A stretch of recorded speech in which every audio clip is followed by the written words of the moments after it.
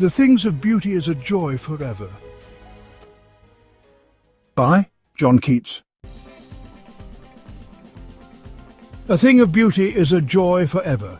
Its loveliness increases. It will never pass into nothingness, but still will keep a bower quiet for us, and a sleep full of sweet dreams and health and quiet breathing. Therefore, on every morrow, are we wreathing a flowery band to bind us to the earth, spite of despondence, of the inhuman dearth of noble natures, of the gloomy days, of all the unhealthy and o'er-darkened ways made for our searching. Yes, in spite of all, some shape of beauty moves away the pall from our dark spirits.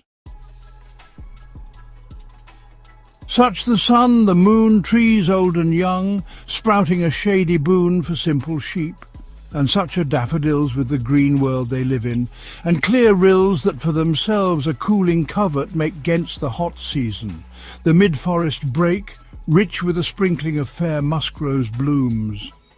And such too is the grandeur of the dooms we have imagined for the mighty dead. All lovely tales that we have heard or read, an endless fountain of immortal drink pouring unto us from the heavens' brink.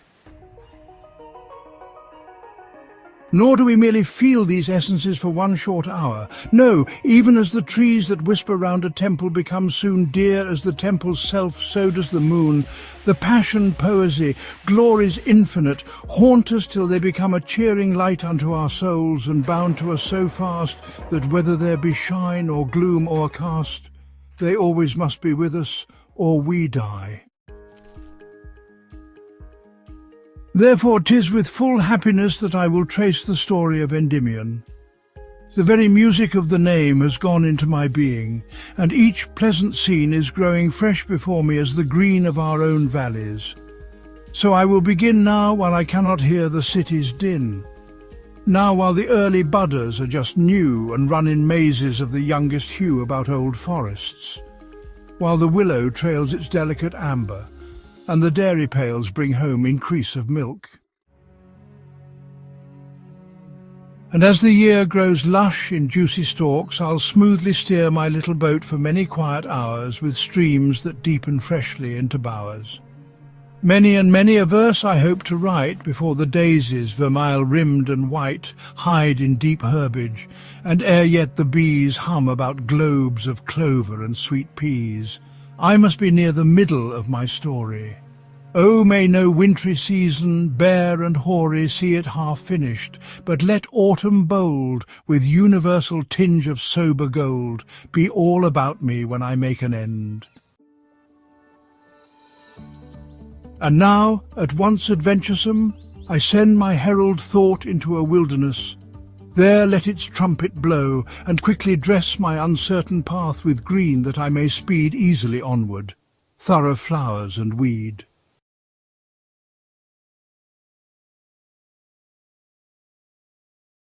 Meaning of the poem. Anything truly beautiful, whether it's in nature, art, or even a noble action, brings lasting happiness. According to Keats, beauty doesn't just please the eyes for a moment, it becomes a permanent source of joy that never fades. This line expresses the romantic idea that beauty has eternal spiritual value, not just temporary charm. Anything truly beautiful gives us lasting happiness. Its effect doesn't fade, it keeps lifting our spirit every time we remember it. Beauty doesn't disappear with time. Instead, it grows deeper and more meaningful as we think about it. It never becomes useless or forgotten. Beauty gives us a peaceful mental shelter, like a cozy garden, where we can rest from life's struggles. It brings calm, sweet dreams, peace of mind, and even helps us feel better in our bodies and souls. That's why every day, whether we realize it or not, we tie ourselves to life through beauty, like making a garland that connects us to the world and gives us reasons to go on. Even when we're sad, and it seems like there are few good people left, and life feels dark or hopeless.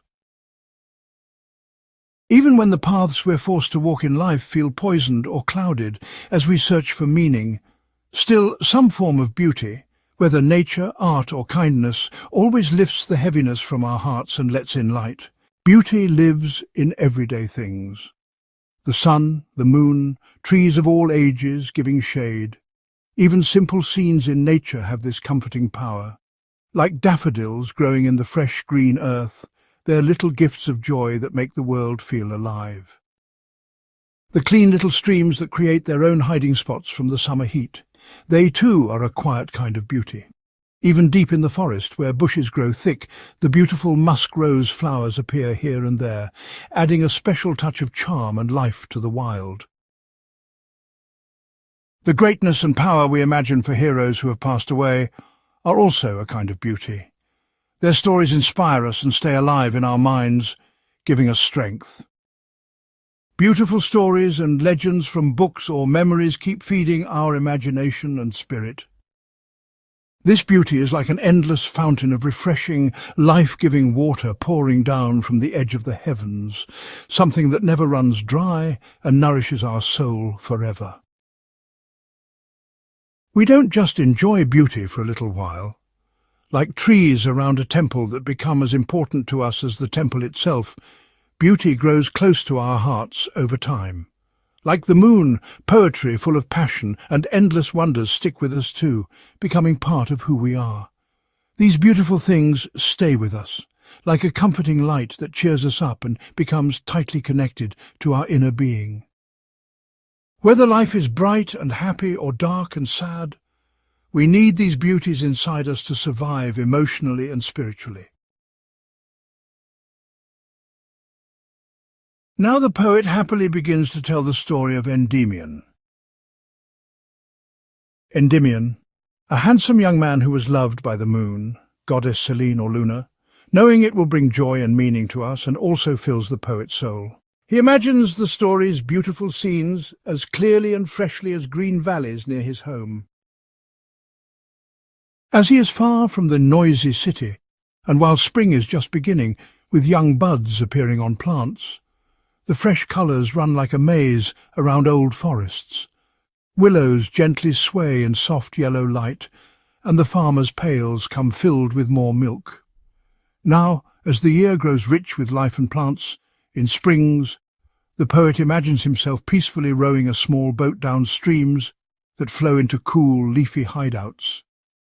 He hopes to write many poems before daisies with red and white edges disappear into tall grass, and before bees start buzzing around clover and sweet peas. He wishes that the cold, bare winter won't arrive before he finishes the tale. Then he hopes to complete it in autumn, surrounded by the calm, golden colours of the season. Feeling brave and excited, the poet sends out his first bold ideas into the unknown world of imagination.